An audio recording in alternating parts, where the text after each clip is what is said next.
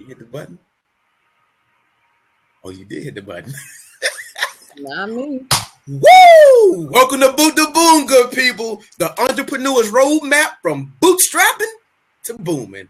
I'm your host, Fitzgerald of KeepYourDoorsOpen.com. That's KeepYourDoorsOpen.com.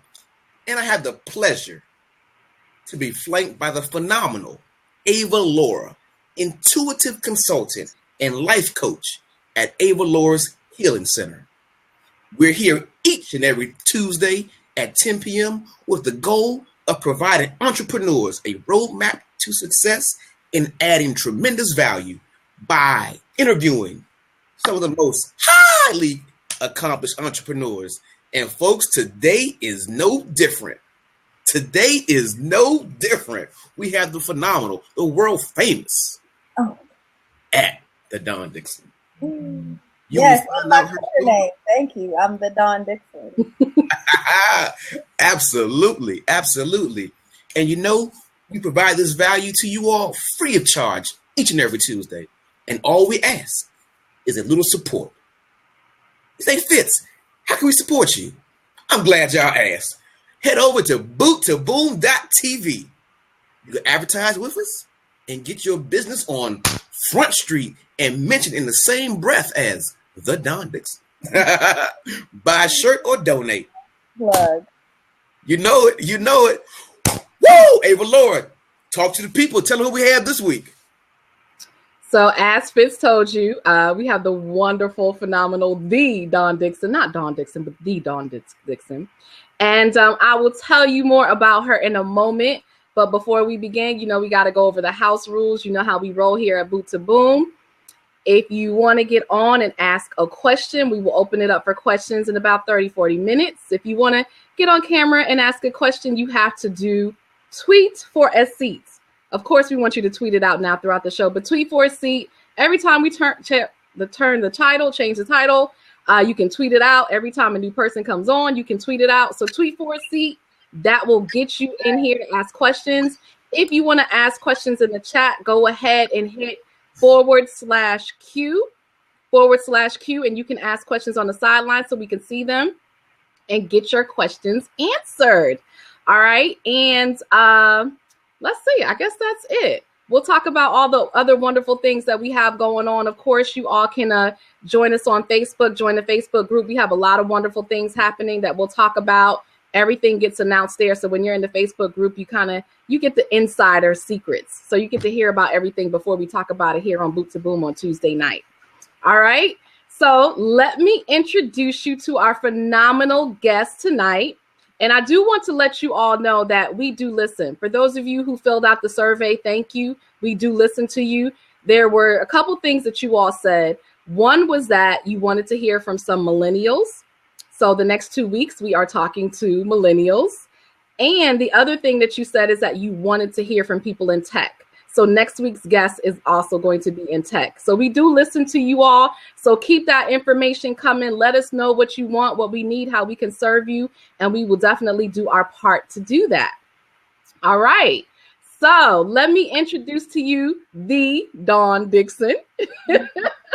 She is a serial entrepreneur with over 15 years of experience in marketing and business development. She has launched 3 successful cash flow companies since 2002, with her most recent venture being Flat Out Heels, which she'll talk about here today, I am sure.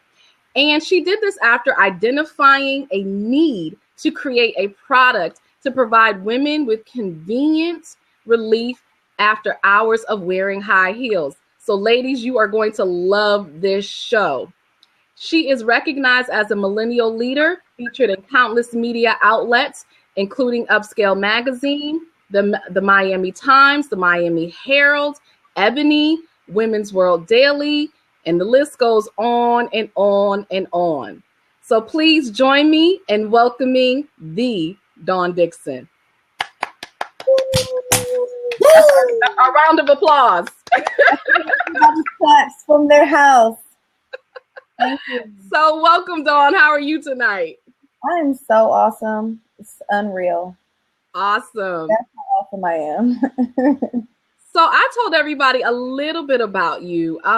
Please share with our audience a little bit more about yourself and why did you become an entrepreneur?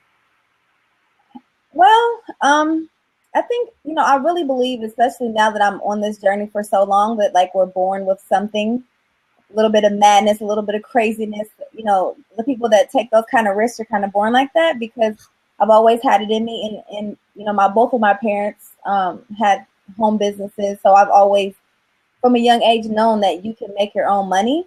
And it's always been appealing for me to have my own money. So even as a child, I was, always coming up with ways to make my own money and identify things that needed to be sold in the neighborhood or sold in school, or, so it just it started from there. And I think, I'll say, as opposed to now, like I'm in my 30s. So I remember when I was younger, when I was a kid, entrepreneurship was never a topic. It wasn't a class. It wasn't anything people talk about. When you say career day, nobody was talking about being an entrepreneur. So it never really was like a career option. And more it was like, in our Black community, it's like you have a hustle, you have a side hustle, you got a hobby, you making money. But it never was like, all right, you can be an entrepreneur as a career. So I went to college. I did everything that my family said you should do, graduated with, everything. I got a corporate job paying great. And after 8 months, something in me, like what is my spirit, is my conscious, my higher self was like, get out of here, even though I was doing great and everything was great. So that's when I just decided to just start, do my own thing full time as a career and really start my career as an entrepreneur, which has spanned 16 years and has taken me in many places. Wow. I love that. That is so true. I think that's one of the things that you're right that many African Americans struggle with. I mean, fortunately for you, you have parents who are entrepreneurs, but many of us have never seen that model because we were taught that, go to school, get your college degree and go and get a job, get your 9 to 5, get your benefits, get your health care, get all that stuff. And so we're not taught about entrepreneurship. So you're absolutely right.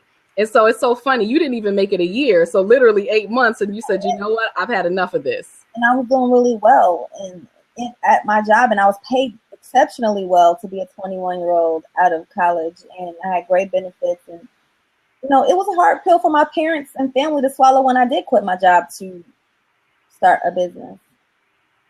So what was it in within you that said, you know what? Because a lot of people might feel that way, that, I'm not living on purpose, right? I'm not passionate about what we're doing, but you're still getting paid well. You got the benefits. Everybody else loves what you're doing, right? So what was it about you that said, I can't do this anymore, that I have to leave and I want to go and be an entrepreneur full time? I mean, it's something, I always say, some people call different things your instinct, intuition, your spirit, your inner voice, your, that feeling, that voice inside of you that says, just do it or do something. And, a lot of times we'll get an idea and we won't move forward on it. So I knew I wanted to be an entrepreneur. I wanted to, of course, make a living, make a career, but I needed an idea. So I focused on just saying, God, send me what I need to be doing right now. And it came to me, and it was very simple. My first business, my first company was a tech company. And I actually started working on my company when I had a job still. I was definitely the one using my 9 to 5 job to build my business. I definitely was doing my work at my desk. But, I made sure that all of my other work was done that I was getting paid for. So it never was a conflict. I got it done. But the first business I started was called the Urban Star. And this was back in 2001 when people going online for information was very new. Email was a very new thing for like personal use. And so we identified the need to now, as people are starting to move towards looking online, to have a place to go and find events, entertainment online. I mean, this was like a very new concept to go online and look for anything. This is when AOL was the number one email. And this is when, Google wasn't even what it is. So trying to put together, basically organize events for everyone to find out what's going on. And we created an online community very early and ended up being a media outlet. And it just kind of just grew from there and went from there. And then I quit after 3 months of realizing I know that I'm onto something. Then I quit my job. So you said something really important. So you use your 9 to 5 really as your planning time, right? Planning out your business, your next steps, probably using that as your seed money, all of that stuff. You didn't just leave, but you actually had a plan for yourself. You started your business, and then once it became successful, then you just started to leave.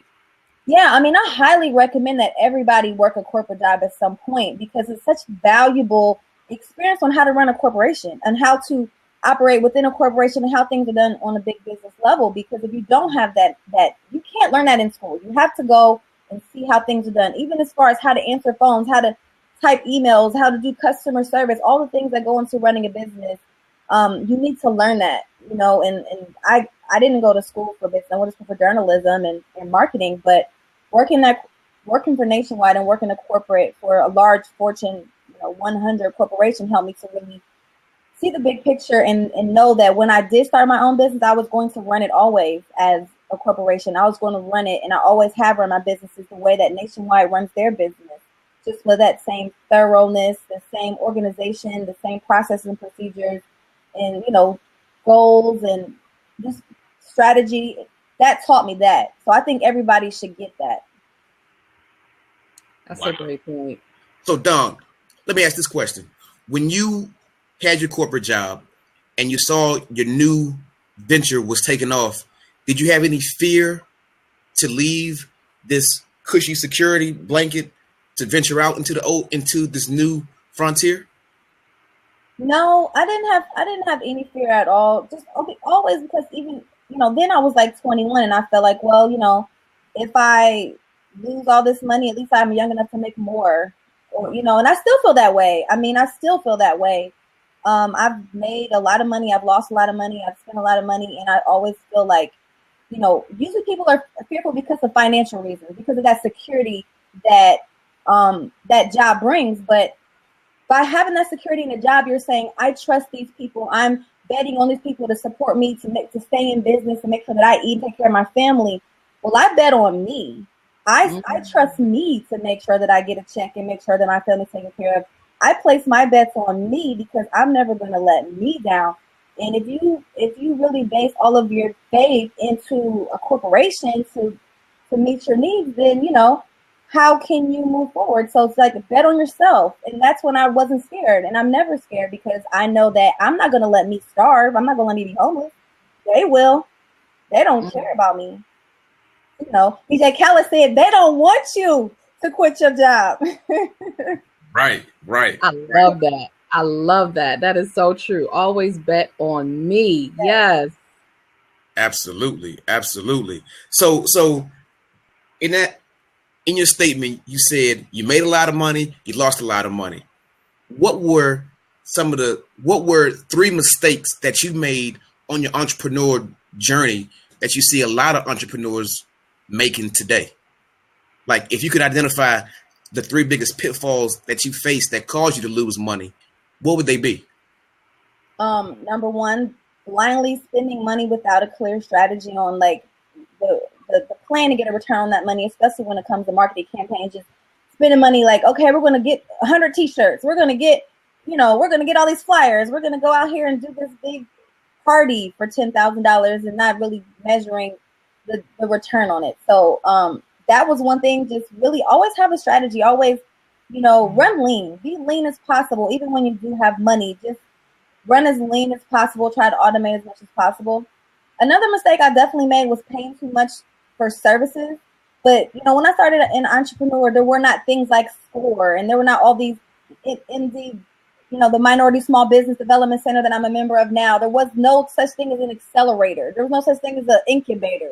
So I'm paying ridiculous prices for legal assistance and for, accounting and things that now you can get free resources. And there's so many different automation tools and things like QuickBooks online. So, those mistakes were just, things that I had to experience as a part of the journey and as technology has improved. Another mistake is not fully learning every single area of my business to the point where I trust other people to execute without knowing their job. I hired the best people to work with me. I work with a lot of contractors, but I used to just say, oh, they're the best in web development or whatever. So I'm going to hire them. And I really didn't understand their job enough to be clear if they're meeting the deliverables or not.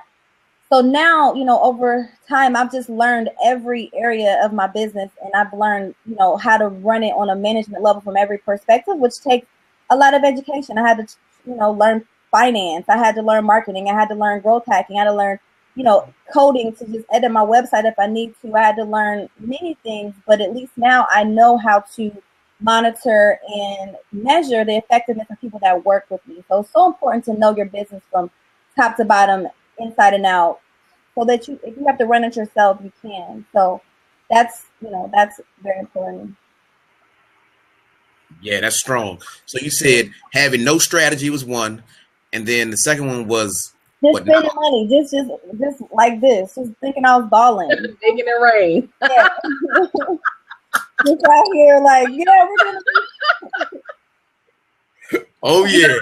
I like that you said, be as lean as possible, even when you have money. Yeah. Because we know in business that there's the ups and downs and there's the cycles.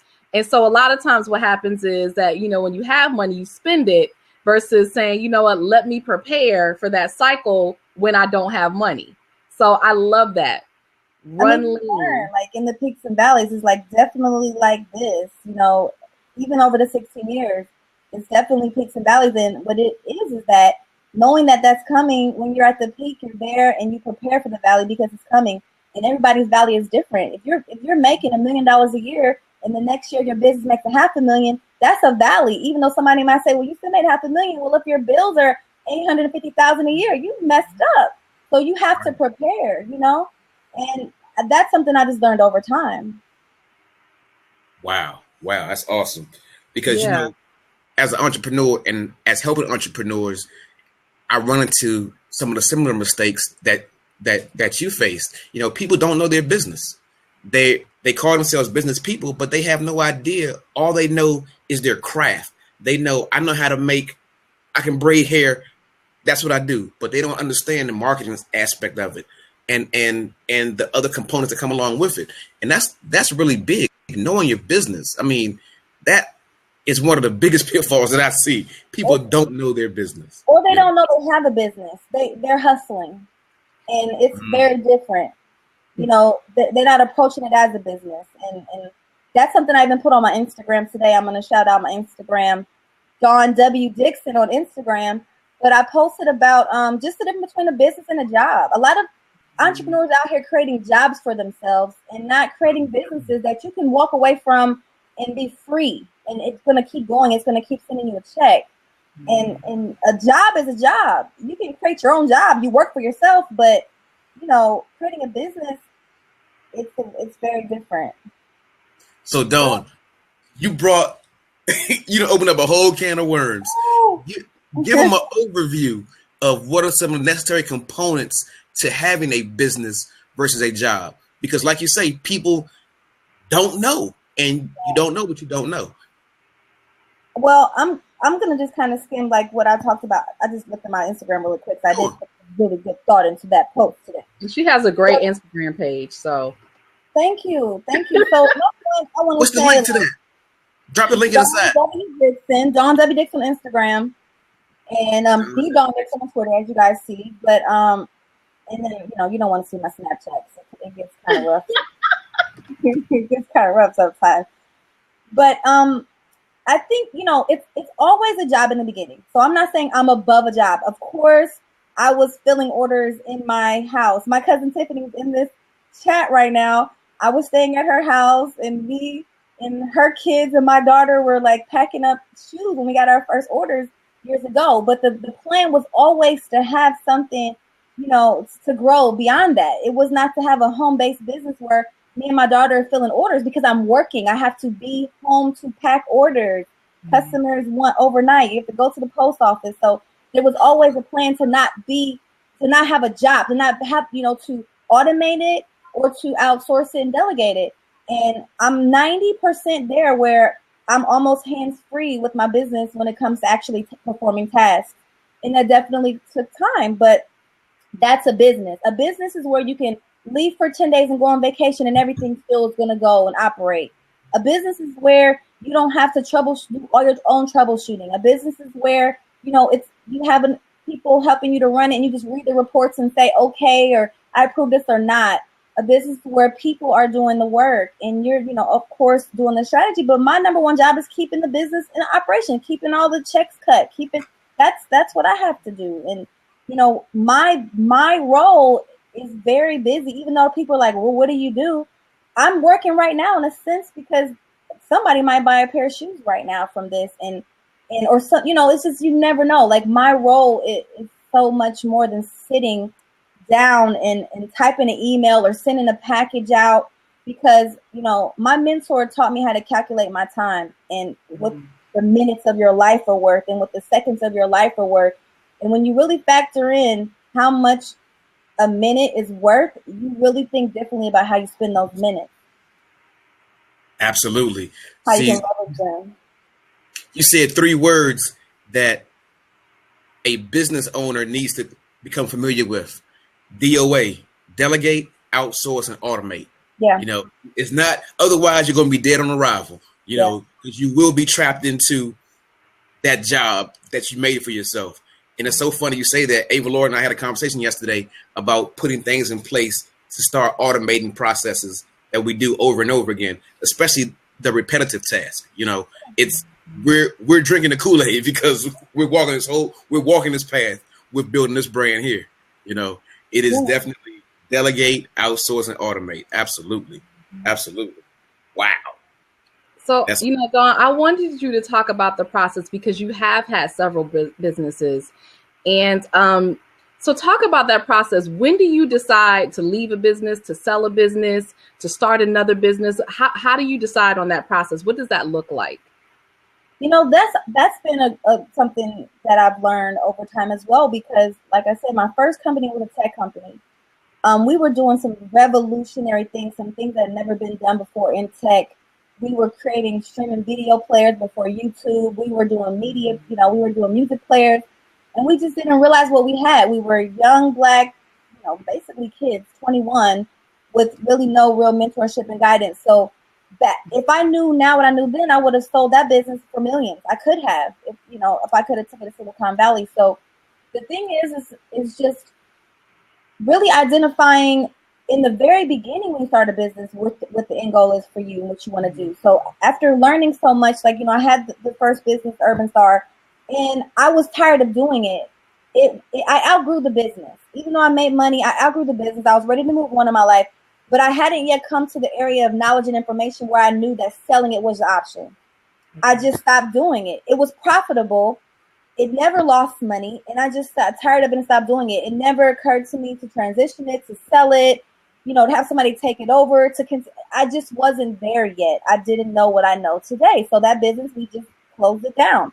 I started another company, a consulting company, the same thing. I was, definitely doing great revenue, but I didn't have an end game plan at the beginning. So I'm like, I'm doing this, and now I realize I'm always servicing clients. I want to be free from debt. And I stopped doing it. Instead of transitioning that business that was doing 6 figures a year, I could have sold that business too. So now, once I reflected back on those 2 experiences with those companies that were cash flow positive, doing well, and could have been sold, I said, okay, next time I start a business, I'm going to have an end goal and a plan in place. From the step 1, we're stepping towards scaling and exiting, either through an IPO, merger, through, selling the business outright, to hiring another CEO to where I'm on the board. So that's really the plan with Flat Out. And that's how you determine when it's time to sell, was when you hit those benchmarks that you set in the very beginning of where you said, I'm going to sell this business when it gets to this point. And I have an end goal in my mind. I don't make it public. I don't tell people, but it's in my mind. And I'm working towards it every day. And I'm going to sell Flat Out. Awesome. So, I want you to talk about, and we'll talk about Flat Out in a moment. And you guys keep listening because we have a special offer, especially for the ladies. But you mentioned your mentor, and you also mentioned the fact that back then you didn't have a mentor. Can you talk about the importance of having a mentor for your business? I think that it's critical to have a mentor for your business and your life. my mentor, so I worked as an assistant, as an executive assistant for two very, pretty powerful, very well known CEOs in my hometown, and that was like being an executive assistant is doing the CEO's work. So that's how I really learned. But they really, they would mentor me. They were really hard on me. Obviously, they saw something in me, and they tell me this later. They saw something in me. They were really hard on me. They mentor me. They Sometimes I was, embarrassed. I did things wrong, but that was what helped me grow. And to be able to go to someone and they just continuously try to help develop you. And there's different ways of development. One of my mentors is very hard on me. Like, I'm still mad at him still. He was really hard on me, but it helped me so much in my life and the business person that I am today. But I didn't have a tech mentor. So it's so important that, of course, a life mentor, overall business mentor, but in every area of business that I want to understand or learn about, I get a mentor in that area. So as a young person with a tech company, I didn't have a tech mentor. I didn't have a person that could guide me in that area. With my business with Flat Out, I have 3 advisors. I have really strong advisors, and they're on my board of advisors. And I don't go to them all the time, but if something's critical, I can go to them and I can talk to them and get advice because they're experts in their particular areas. And then, of course, I always have a life coach type person in my life. I always have a spiritual advisor, a spiritual type person in my life. I always have a mastermind group or 2 in my life. I'm a member of many organizations and, seeing what, the e-commerce fuel community where I'm constantly learning. So mentorship is like, it's an ongoing thing. It's sometimes you have one person that champions for you, and sometimes you have little mentors that might just come and drop some jewels on your life, and then you may not talk to them again. But it's so important to be open to receiving that at all times. Absolutely. Yeah. I call that your success team. Yeah. Awesome. Please keep asking a question. I don't know if I should answer it or not, but I got you going right here. We're going with that question right in 1 second. Woo! Folks, welcome to Boot the Boom, an entrepreneur's journey. We are having a casual conversation with the Dawn Dickson, and she is dropping golden nuggets along the way. So listen up, you're in the right spot today. Yeah. I'd like to welcome everybody watching on boottheboom.tv. We're glad you're here. Pull up a chair and feast on this knowledge that she is giving everybody. Dawn, you ready? I am. I'm having a great time. I like this. Fantastic. We have a question from John, and I lost it. Give me 1 second. I'm sorry. All right, there we go. Got another question on top of it. That's all. The question is in reference to bet on me, that statement that you made. Dawn, how did you become worthy of your own bet or investment, and who taught you that mode of thinking? Definitely, I would say my mother.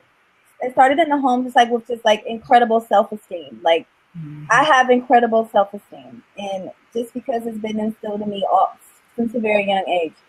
But then there's also another mentor of mine, as a teen and preteen and in college, just continue to instill in me as a young person that you can do anything. And that you can trust yourself, and that, listen to yourself. And my mother always taught me that as well. Listen to yourself, trust yourself.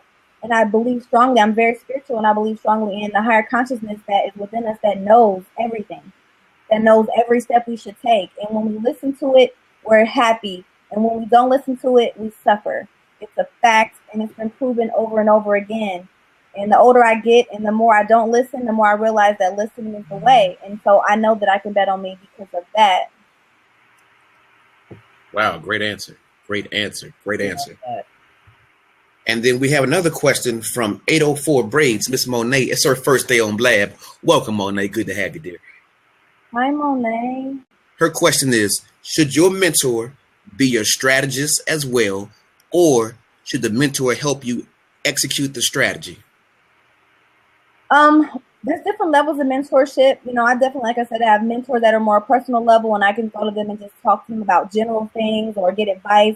My strategist will be more of my advisory board.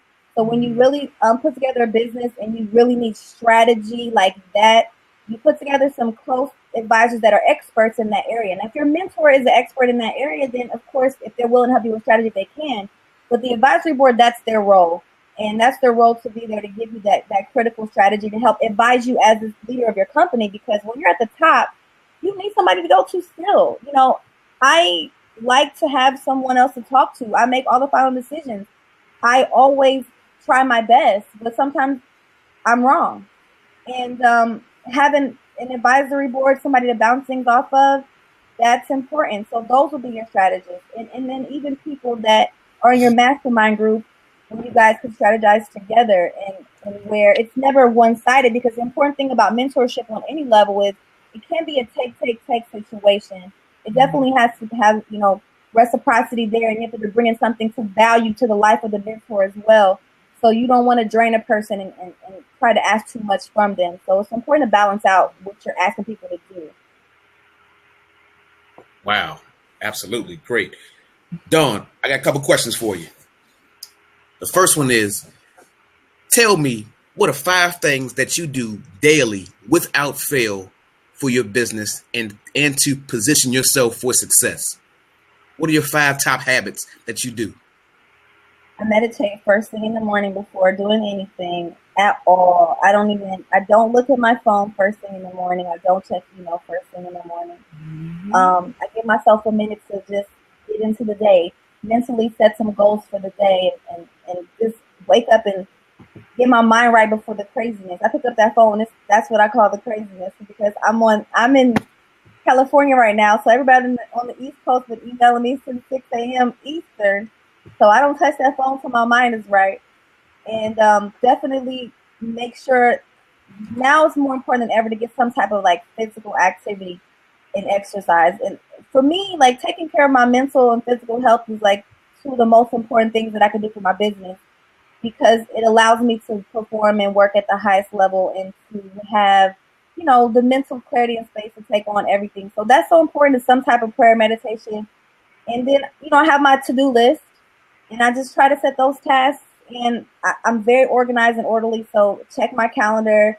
I check email twice a day. I have an autoresponder, and I really try to stick to that, where I respond twice a day and don't be a slave to my email. And then every day I read something or watch a webinar, or, you know, do something, listen to audiobook, something to learn about what I'm studying. Right now, at this time, I'm studying growth hacking. I've been studying it for about 10 months. And I basically call myself to be a growth hacker.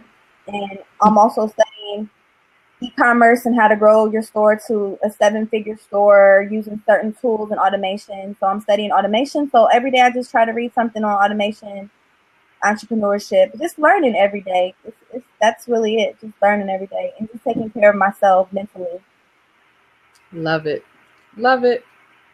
And everybody knows here, I teach meditation. And so every time, I think almost every entrepreneur who has been on this show has mentioned meditation. And I love that you said that, because it's key. It really is key. And so I wanted to ask you about Flat Out Heels, how that came about, because one of the things that I noticed about you is that you did what a successful entrepreneur should do, and that really is provide a solution to a problem. Yeah. So talk about Flat Out Heels and how that came about. I mean, it definitely came about because it's a problem that I was having consistently. You know, wearing heels and my feet hurt, didn't have a way to carry any shoes, going out looking nice, whether in a business suit or a nice dress, don't want to wear flip-flops, don't want to wear gym shoes. And what's the solution? Don't want to wear something cheap or tacky looking. What's the solution? So it was a time, it came at a great time. And that's just another, for me, just connecting with my higher self, and timing was right, because I was ready to transition from being a consultant and do something else. And I had a really profitable consulting business. I was making over $10,000 a month. I was very comfortable. I only worked about part-time, and I was not happy at all. Like, I just stopped liking it. I was not happy. And I wanted to quit, and it was my company, and I wanted to quit. So I just quit, and I had some money saved up. I quit, left Atlanta, moved to Miami, and just was still, and myself just said to be still, and I was still, and I was out one day, and my feet were hurting in heels, and that day, of the thousands of times I know that my feet have hurt in heels, that day I got the idea, why can't there be a shoe and vending machines for you to buy shoes out of a vending machine? And I felt like that was the idea God gave me to work on. And I started working on it the next day. And here we are today. Did y'all hear that? So you got an idea and you started working on it the next day. Not a week, not the next month, not a year, the next day. I raised $30,000 from friends within 40 days of getting the idea. Wow, you got some good friends. Yeah, I have some great friends. Former clients, people that believe in me. And that's the part of where just integrity and being a good person comes into play, because, you know, I bet on me, and I guess my confidence shows I bet on me, and other people bet on me too. Awesome. Right. And that's how it should be. That's how it should be. And you know, and I every successful entrepreneur that I've heard has always said, you don't wait. You know, when something happens, you act on it immediately. And your confidence definitely shines through. And that's so important. And that's one of the things that we've talked about here as well, you know, particularly for women. Can you talk about that? Because there's a lot of, I don't want to say stereotypes, but a lot of things that when you look at women in entrepreneurship, a lot of unique challenges that we have as women. So, you know, how has it been for you being a woman entrepreneur, and what have you done to overcome some of those challenges? Confidence being, you know, one of them. I know you mentioned you have a child, so taking care of a child while also running a business, those types of things. So how have you been able to manage those things? Well, since my background from, you know, working in primarily a tech business, going to school for information technology, always being around men, working as a consultant with entertainment and sports, always being around men. And so I've always, for a long time, never been intimidated, and always felt like being a woman I never felt like it was a barrier. You know, as I've been out here raising capital and in this whole different world that I'm in now with angel investing, being a startup in a different area, you know, there's levels, and I've learned this too. There's levels, and I'm continuing to climb those levels, but every level comes with different information you need to know, books you need to read, things that you need to do to be prepared for. So while I guess climbing those levels, I just lost track of the question. Tell me the question. Oh my God. It's crazy. How have you been able to overcome some of the unique challenges that women entrepreneurs so climbing those levels, it's been helping me to be more and more, you know, confident as I see more women doing it. I read the book Lean In by the CEO of Sheryl Sandberg of Facebook, and you know, I just read a lot of books, and I see that it's possible. And one thing that I really love about being a woman and being a Black woman in the business that I'm in now is that I stand out, because there's not a lot. So I like for people to notice me, and then when my talk in my business and I back it up, then that's where it's at. So it's like, it's never a problem to be the only woman, the only Black woman.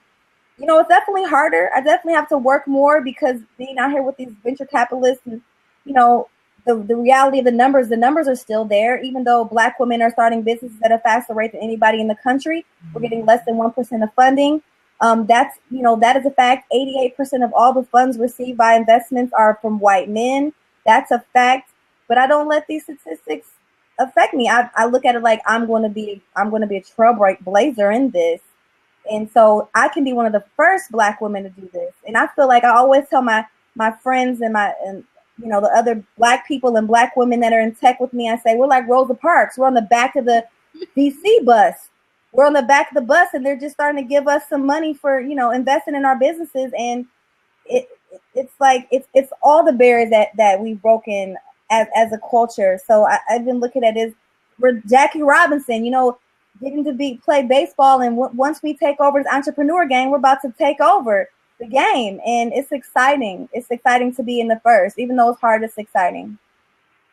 Awesome. Yes, we are trailblazers. I love it. We are trailblazers. Yes, yes, yes.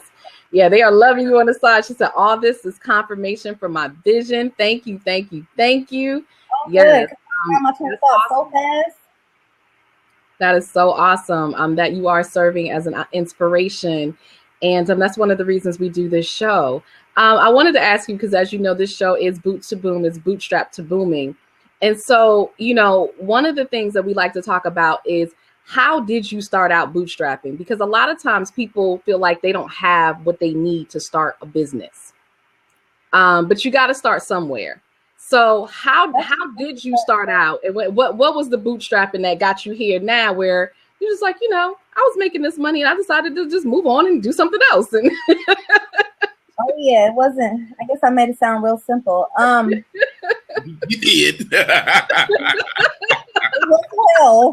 Well, yeah. So I ran out of money. I saved money. I ran out of money after like 6 months of my own money, because of, you know, I was thinking, I'm gonna start this business. I'm gonna start selling shoes, and I'm gonna be doing like 30,000 in sales a month by month 6. I just out there with the numbers. Just no foundation for those numbers. I just believed it. And I think that's one thing about, you know, us crazy entrepreneurs. We just believe stuff that we may not even know if we can really do or not, or back up. So then that leaves me in a position where, okay, I don't have any more money. I don't have shoes yet. I don't have any vending machines to sell my shoes out of. And I need to figure things out. So, you know, the bootstrapping definitely started after I raised, I think, like I said, $40,000. And that really allowed me to make my first prototypes, get my website, my brand, my legal paperwork, you know, set the business up in the right way. Like I learned how corporations set up. So I set my business up that way, and it took money, and, you know, it took time to do that. Get my prototypes done, take time, testing the product, and I'm not making any revenue. It's all pre-revenue. And so that money did run out fast. And then the bootstrapping had to kick in, where it's like, okay, I don't have a vending machine because I can't find one to work. I have 2,000 pairs of shoes. I have $0. You better go figure out a way to sell some shoes. So I pivoted my business model. I changed my business model from being a primarily wholesale and vending machine based business from the very beginning. That's how I set it up, but it wasn't working. So I had to change to an e-commerce business and start selling shoes online, and start posting them on Facebook and saying, hey, you guys try the shoes. What do you think? I started getting sales, and, you know, I had to, I say I gave up my car. It was repossessed, but I decided to get it repossessed. So I say I gave it up. I didn't appreciate going to the dentist and them taking it when I was the dentist, but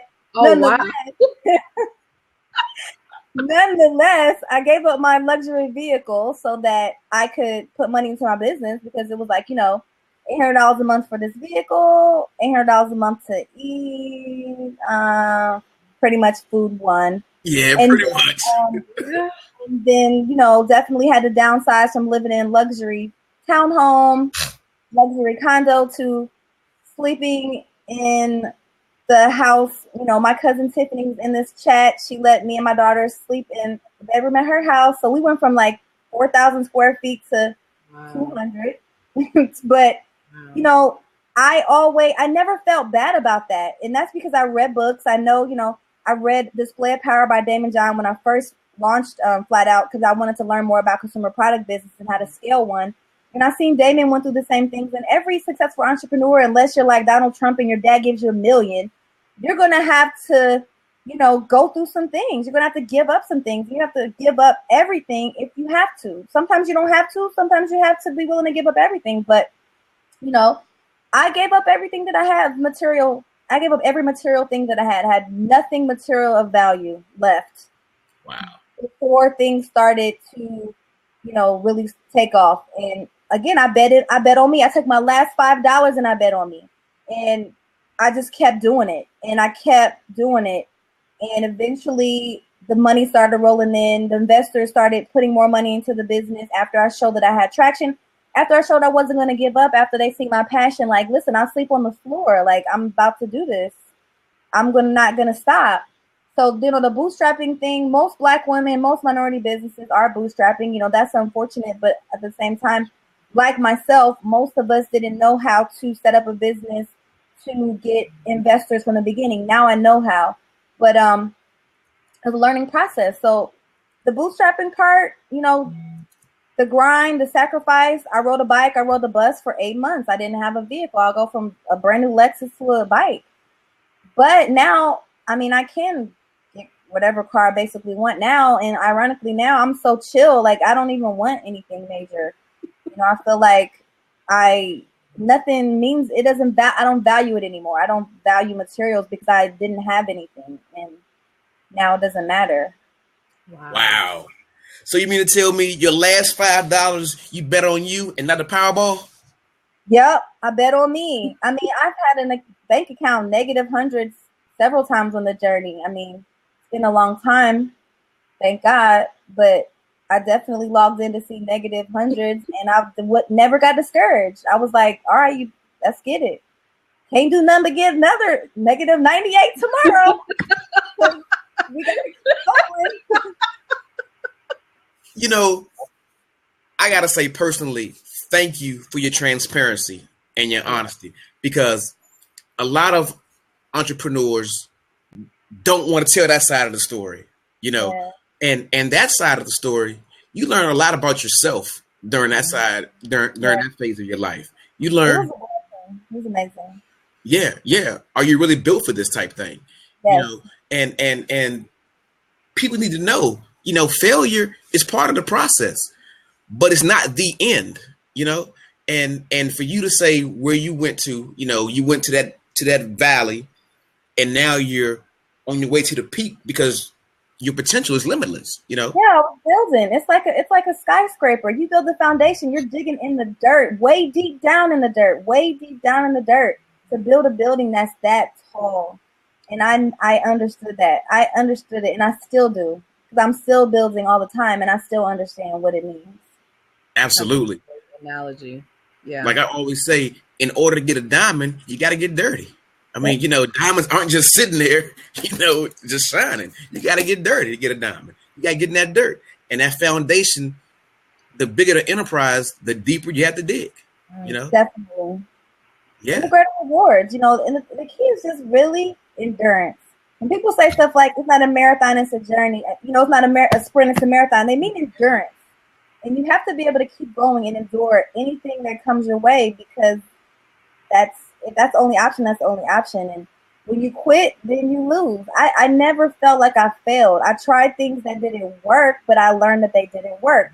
That's like a Thomas Edison quote, 10,000 times and something didn't work, but I got it right. And it's true. Like, all these things are true. And I think if we just learn from people that come before us, read books, talk to people, it can be so much easier. Like, I study entrepreneurs and entrepreneurship.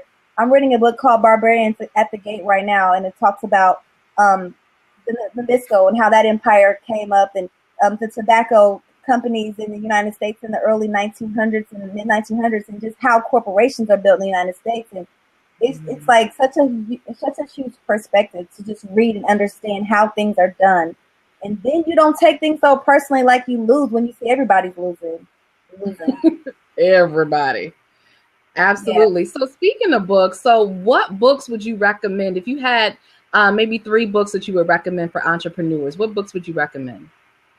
My favorite just is The 4 Agreements. And it's not about entrepreneurship. It's about just life. You know, it helps you to walk your own path. It helps you to accept who you are and choose your journey and feel okay with it. Because you have to be okay with it. You have to be okay with you and your journey as an entrepreneur on the worst days, when you have no money, when you're broke, when your family's not supporting you, when your husband or wife or girlfriend, boyfriend's not fooling with you. You have to still be able to stay fast in your journey and, again, bet on you. So The 4 Agreements.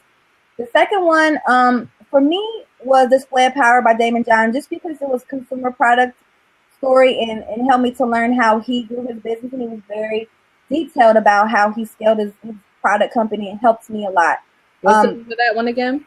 Display of Power. He has a book out now called The Power of Broke. I haven't read it, but I can't wait to read it. Another book that I love is Delivering Happiness by Tony Hsieh. Yeah. Tony Hsieh's the CEO of Zappos.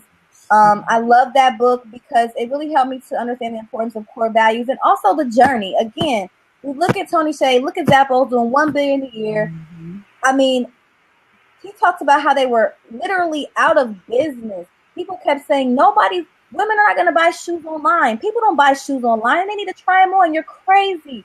Nobody's going to buy shoes online. They're doing $1 billion a year in sales. They're doing $1 billion of the $9 billion annual footwear sales. So nobody would invest in him. He invested in himself. He took all his money, invested in himself, lost it all. The last day he was in his office, closing his office, an investor called and gave him a check. He was down to it was over. And now look, so that helps me. So, books like those, it just keeps me going and helps me to know that, the process, and it gives me good tips along the way. So, the last book, and I can't believe I have to say this one. The 4-Hour Workweek, that book completely changed my entire life. Completely. And I live my life that way. And it's the best life I've ever had doing that. Wow. Love it. Awesome. Wow, we're already almost at the top of the hour. Goodness gracious. I'll talk your head off now. I have a degree in journalism, you guys. No, this has been awesome. I was going to be a TV reporter. I can talk all day. So look, tell me, Dawn, tell me about Flat Out of Heels. What is it? How can people find out about it? And, just talk about that. What is Flat Out of Heels? Giveaway. Yeah, Flat Out of Heels are rollable ballet flats for women to wear when their feet hurt after hours in heels. They're compact enough to put in your purse and carry with you or in your bag, but they're durable enough for daily wear. So they're like an everyday shoe that you can put in your purse, and they're machine washable. And we have several styles. You can find us on flatoutofheels.com, amazon.com, shop.com. We have vending machines. I have a vending machine in Club Live in Miami that's saving those girls at the club all night after drinking and dancing. I needed those too many times. And then we have about 65 boutiques that we sell in, and we're expanding. I definitely have I have a strategy with this business, and I'm walking slowly into that strategy and making sure that it's goes as planned. So we're definitely headed for a expansion in 2016 for sure. Wow. And we live in the women's bathroom. I seen somebody say that we were at Live. So we're in the women's bathroom at Live downstairs. That's so smart. The vending machine in the bathroom. That's gangster. I can't tell you the number of times. Yeah. Ooh, my cute shoes failed me. And I did not have a backup. The backup was in the car. I had to make it to the car. So now you understand the pain point. And I really thought about taking the shoes off to make it to the car. Really long and hard about it. Yeah, so that's the pain point. So now, I'm right back. I'm in a new place again because now I've tested this concept of the vending, and for the past 2 years, and know women are going to buy it out of vending machines, and I have to expand, and I have to raise a significant amount of capital to expand. So I'm back, back at it again, and we'll see what happens in 2016. Wow. I love it. So what are you giving away to one lucky? I'm just gonna say one lucky woman. What are you giving away today? A pair of Flat Out of Heels to try. I don't know how how you're gonna pick the winner, but we'll work that out. So, ladies, did you hear that? One of you, just for being here, is going to win a pair of Flat Out Heels. So, guidelines. You got to be a part of the Facebook group. Absolutely. You got to follow Dawn on Twitter, Instagram, and all over the world. You got to do some things. You got to stalk her. You said, "Where's the link?" So so you have to be in the Facebook group, and you have to follow Dawn. Awesome. And that's who we will decide. Now, what if they're already in the Facebook group? They also got to text Boot the Boom to 63975. They said, "Where's the link?" Let me get the Facebook link for you. Okay. And while you're doing that, Dawn, rapid fire. Tell me, if you lost it all tomorrow, if Flat Out of Heels went flat out of business, what's the first thing you would do to start over? What's the first thing you would do? If flat out it feels went out of business, luckily I have other businesses and other sources of income because I'm Dawn Dickson, and Dawn Dickson is the business and the brand. Any business that I have is just an extension of that. That can go away, and there's still other things. So I'll just pivot to something else and come up with something else. But I have 3 companies right now. So, the average millionaire has 7 sources of income, and that means it's important to always be looking for other sources of income. And I, definitely have there's some startup companies that I have my eye on. So if flat out were to shut down tomorrow, I'd go and join a team of another startup. Okay. So let me ask this question and let me rephrase it. If you didn't have any other streams, but we know that you do because you are. I wouldn't be Dawn Dickson. No, go ahead. No, okay, I'm gonna answer the question for real. Okay, rapid fire. Let me meditate for a minute. Boom, let's go. All right. Absolutely.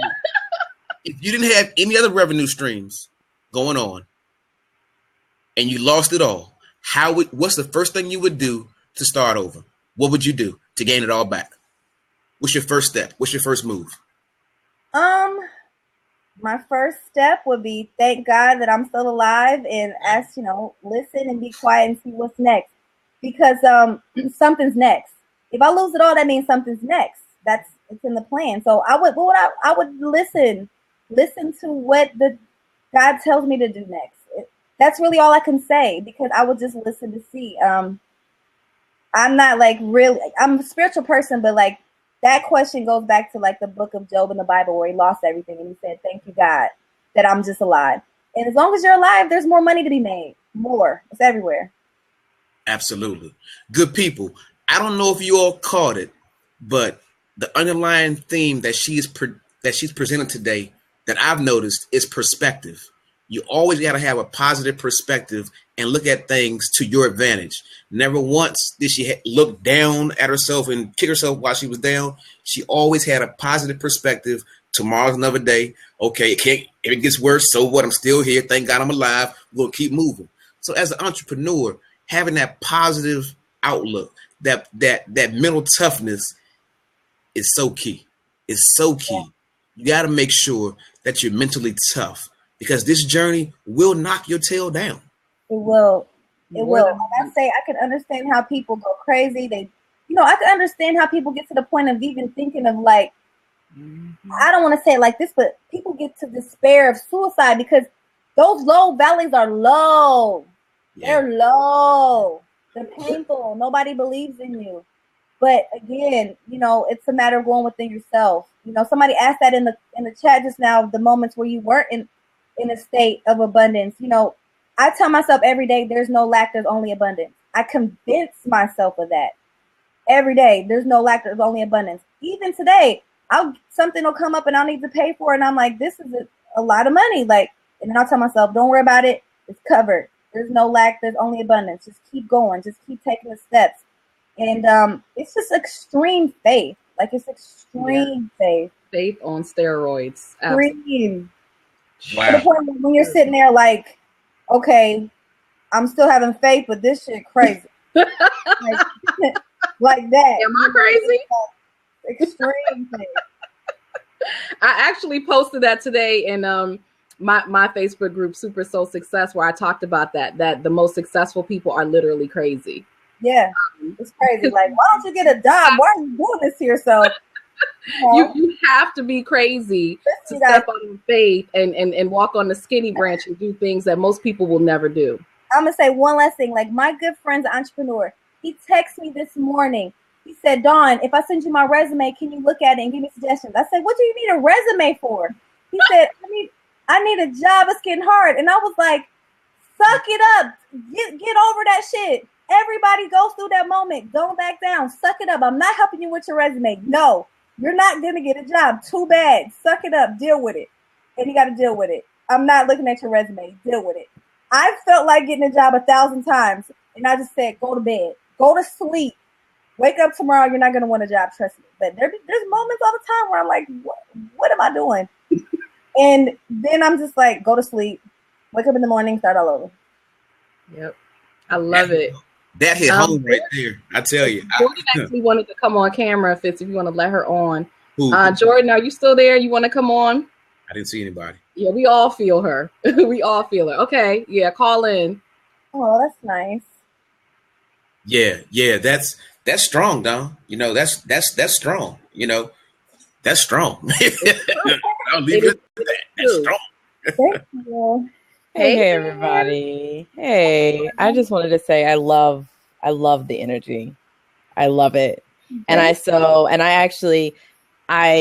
actually have coached biz dev and sales for a long time, but right now I'm in a transition where I'm transitioning into performance and a very different sector. And so I'm having to revamp my psychology. So this is really getting to the heart of it. But I wanted to ask if you had any special insights on, well, number one, I wanted to know more about your self-care practices beyond the books. Like, what else are you doing beyond the books to stay rooted? Definitely meditation daily, twice a day. Definitely go out and be with nature, ground myself. I'm in California right now, so I've been going to Runyon Canyon today. I was in Santa Monica. I'm just getting outside. I definitely, I do like crystals and stones and different practices. I have angel cards. I definitely am with being my cards. I have like my cards are always with me. That's a whole nother side of me. It's real. It is serious business. So, it's constantly, besides the books, it's constantly working to keep my mind in the vortex. And so that's Esther and Jerry Hicks. It's called The Vortex. Mm-hmm. And I'm constantly working to be in the vortex, which is a state of well-being and thinking about the most positive thing of every situation at all times and just coaching myself at all times. I mean, it's a constant choice to be happy. It's a constant choice to be positive. I can choose to be negative at any second because bad things happen every day.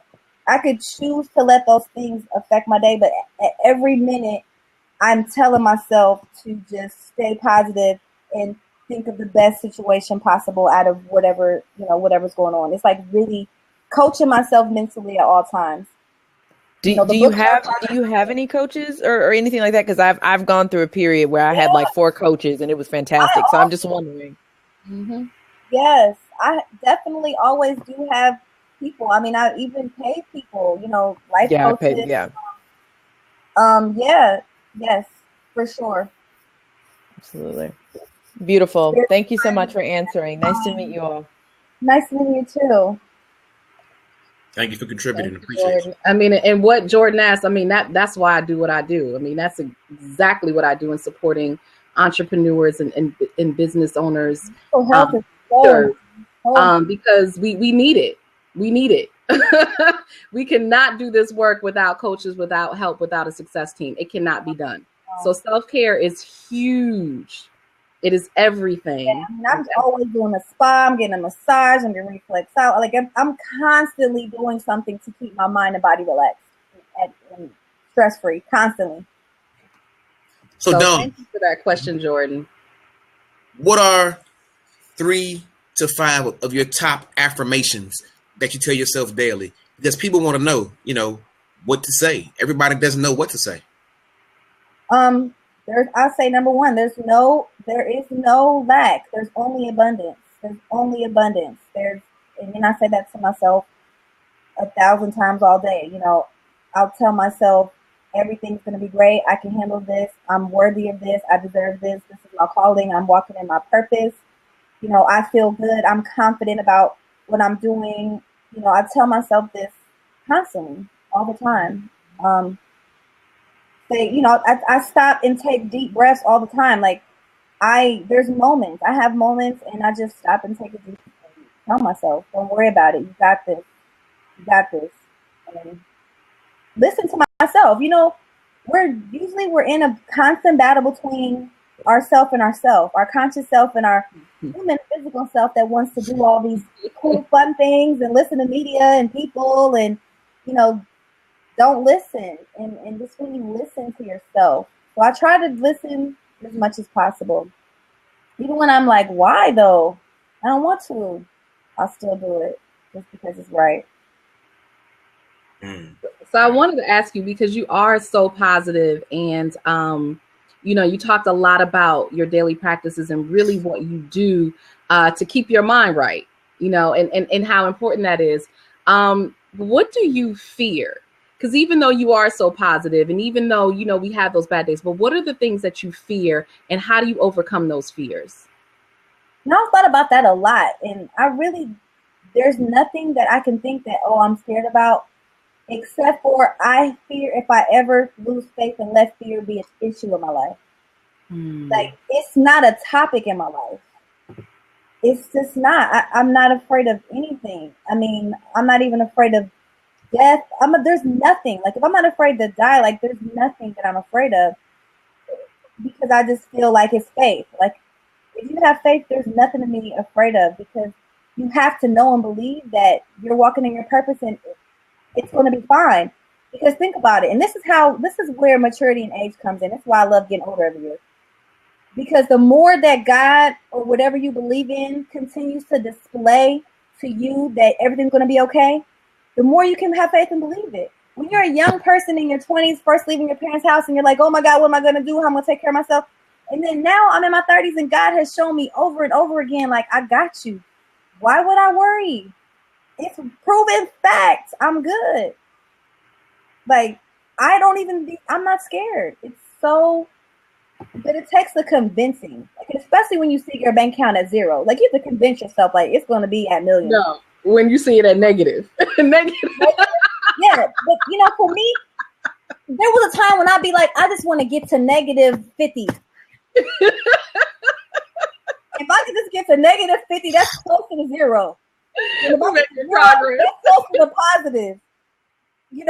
Tiffany, just trying to get to, just trying to get to zero. Just trying to get to zero in that bank account. Just trying to get to zero and telling myself, you can do it. You got this. I mean, you're not going to be homeless. You're not going to starve. You're not going to. What's the worst that can happen? Like, you're not going to die from it. You're not going to be homeless. Technically, yeah, I may not have my own place. I may be sleeping at somebody else's house, but I'm in shelter.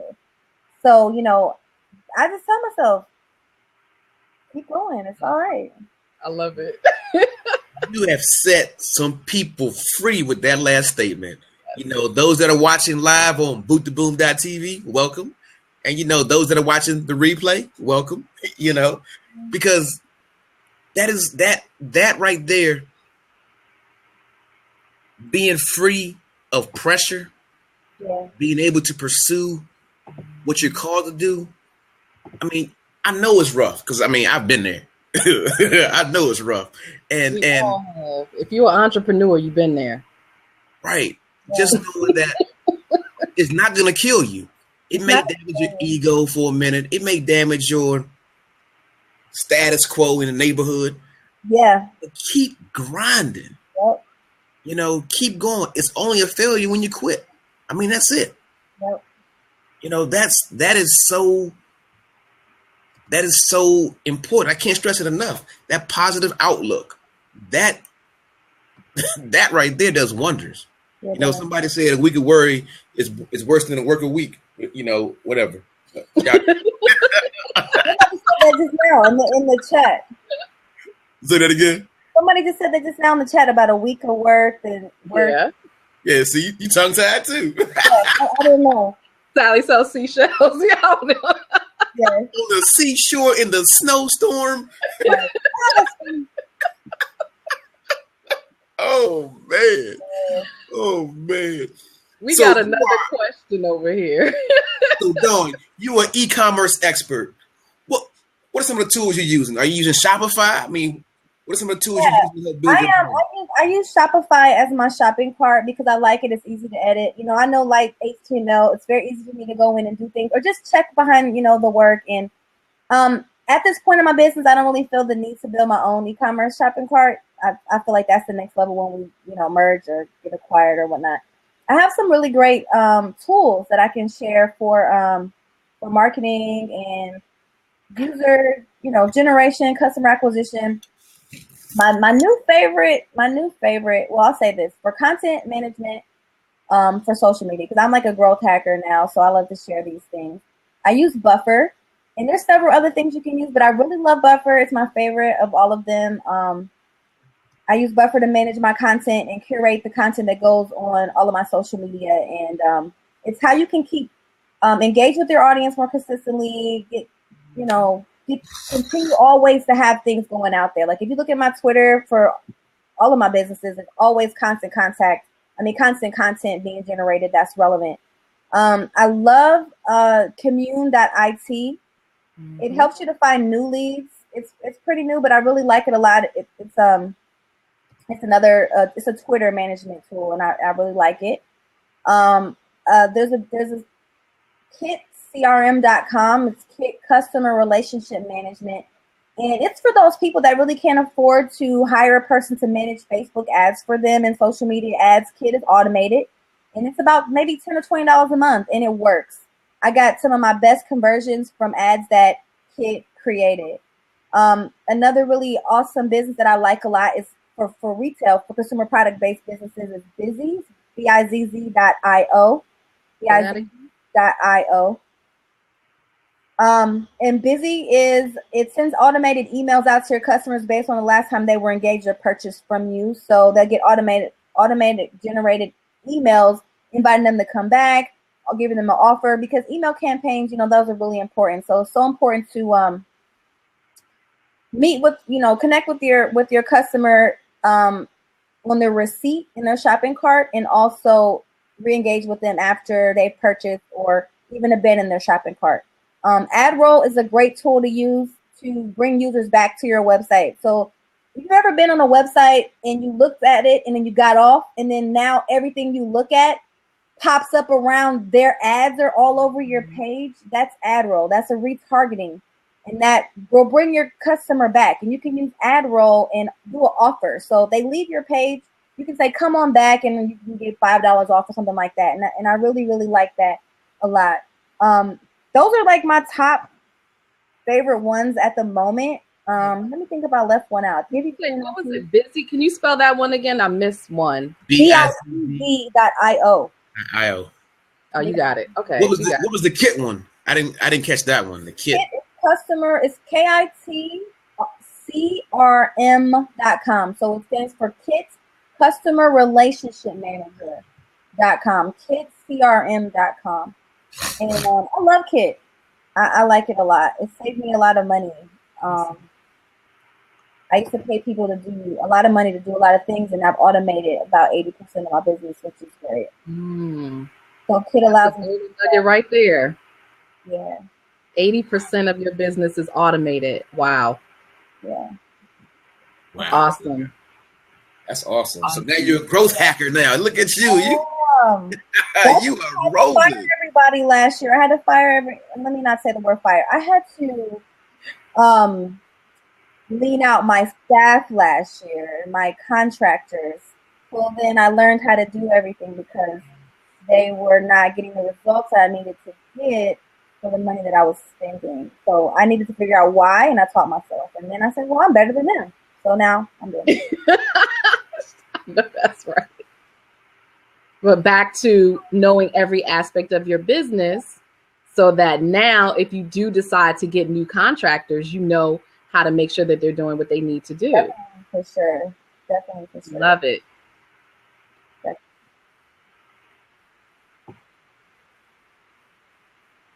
I mean, she did say she had like 3 businesses. Did y'all hear that? She said, "Oh yeah, I have 3 businesses. So if Flat Out Heels is gone, I'll just, I got other streams." To that. No, I just really briefly. I don't want to be too long, but I started a company called Solutions Vending International. It's a automated retailing manufacturing company, which basically means vending machine manufacturing company. And I created a company that manufactures my own vending machines because I couldn't find a company to create it for me. I spent a year and a half, and I just said, you know what, I'm going to find my own team, and I'm going to develop my own software, hardware, do it. And it's not as easy as it sounds, but I did do it. So that's the business that I'm working on raising capital for in 2016. And also I'm looking to hire a CEO for that company in 2016.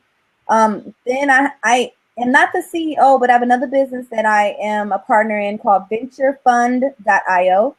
And I joined the team of the founder, Clarence Wooten. He's a mentor, and he's definitely a great friend of mine. And I believe in the business, and it's a great business. And basically, it's a marketplace that connects investors and entrepreneurs or startups using your data. So it's the next level. When you're ready to go to the next level, and it's primarily for businesses with measurable data, trackable data, like apps, e-commerce where you can connect your shopping cart, or a place where you can connect your users, so that investors can watch your company grow, and you can share the information about your company with selected investors as it grows. And that helps to really break the barrier of, what I spoke of earlier with, lack of capital, lack of resources. Now you can get invested on based on your growth and your numbers and your traction, and not based on even who you know, or what fraternity or sorority you're in, or who your grandfather's friends with, or whatever. Because if numbers don't lie, and so this is going to give a lot of people opportunity to be seen that wouldn't previously be seen. I love that.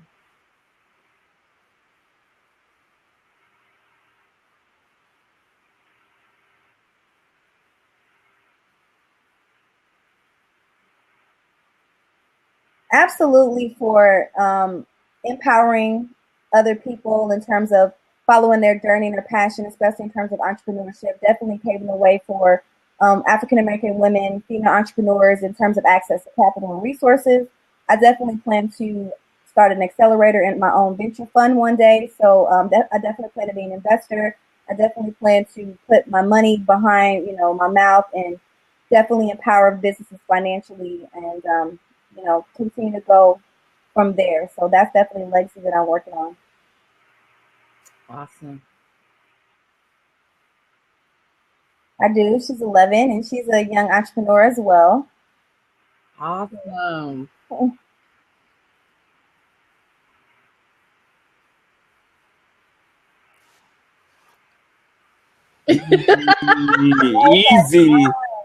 Easy, Tiger.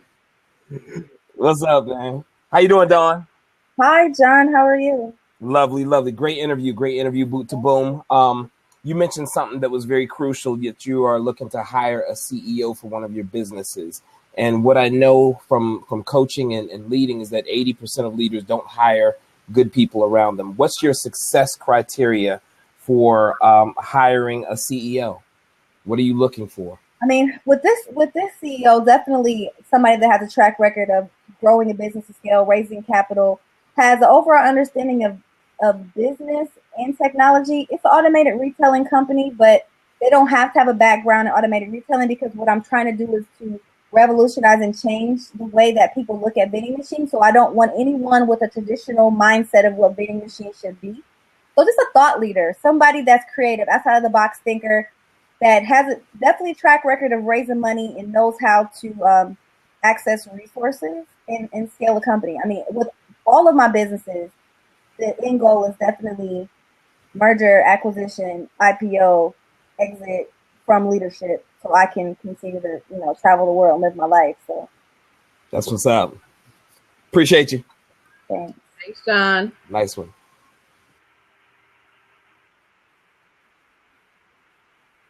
This has been great. I mean, I love, you've given some really solid information, not just on how to be fearless, how to keep going in the midst of the valley, but also just some really good information in terms of, being a growth hacker, automation. I think that is so key.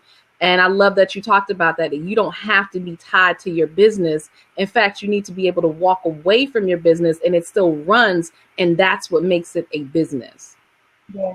I really hope everybody got that, because I think so many of us are really caught up in having to do everything ourselves and not being able to automate and hire things out. I mean, I love some of the automation tools that you shared. I mean, people think I'm on Facebook at 6 a.m. posting messages. That's all automation. Exactly. I am not on Facebook. I'm critical. Like, I shouldn't even give this away. Like, I don't even know all these people watching. I'm about to give away my bread and butter. But so there's a tool called Likestagram, and it's an Instagram growth tool using hashtagging. and it's amazing. It's phenomenal. That's How all I you feel can say. And I'm gonna type it here. Let's see. Ooh, because I could use that in my life. Now, y'all better. This is top secret. This. Not now. There you go. That's a nugget. So people will be thinking that I'm liking their pictures. I don't like any pictures. Oh, I need that. That's Oh, my I need that. Love it. Love it. Love it. Y'all hear that? Only on Boot to Boom. Guys.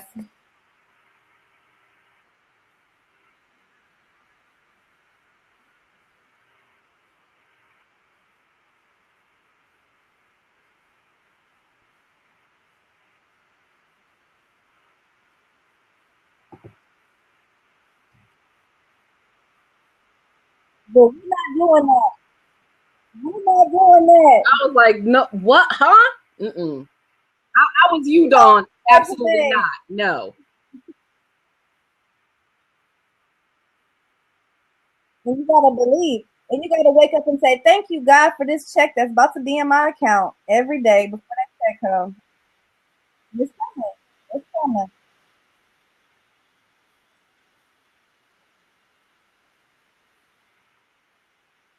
Yeah, yeah.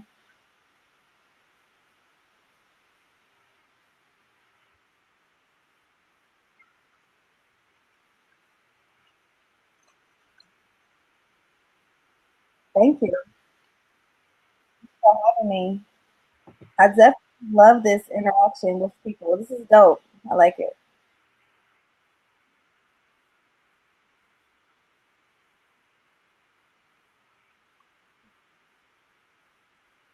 Yes, because it's only 8:30. I got a date.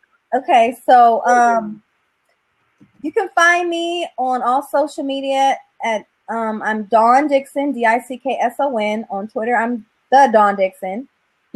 Facebook and LinkedIn. I'm Dawn Dickson, and then Flat Out of Heels is just Flat Out of Heels.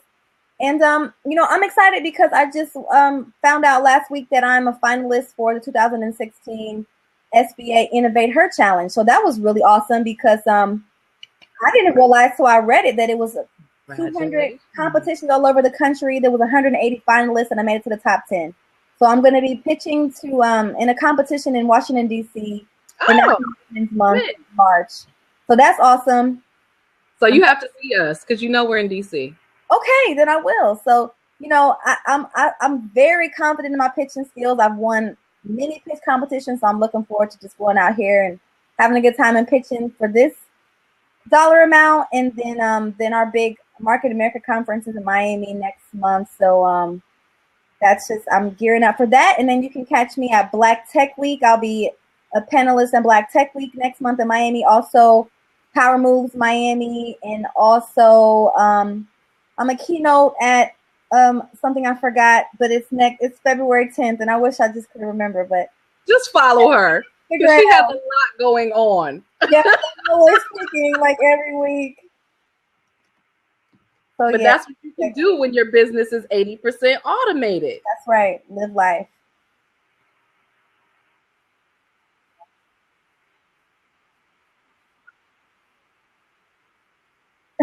The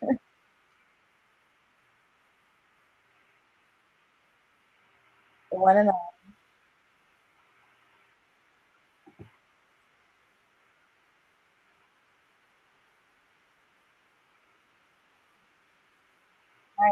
Right. That's right. Like Growth Hacker TV. Check out Growth Hacker TV. You got to pay a subscription, but it's very good. See y'all. I pay $50 a month, $50 a month for valuable information like I just gave you guys. You guys got some serious nuggets today. That's all I'm gonna say. I know it. I hope they know it too.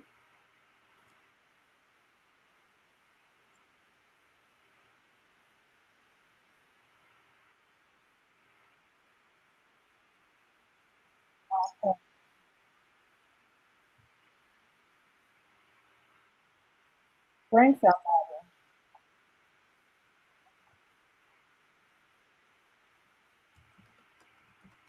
Yeah.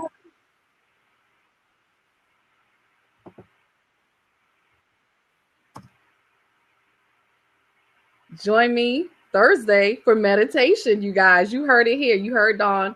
Entrepreneurs, we need to meditate. We need to take care of ourselves. So join me Thursday, 4 p.m. Eastern for meditation. Join us back next week, 10 p.m. For another amazing edition of Boot to Boom. And make sure you support Dawn. Make sure you support her. Follow her. Tune into what she's doing. She is giving away a free pair of flat out heels. So make sure you join our Facebook group. Get in there and follow her so you can qualify, because I want a pair. If y'all don't want them, I will take them. I got you. She's giving you a scholarship to her heels. How about that? Exactly. I like that. I like that. That's right.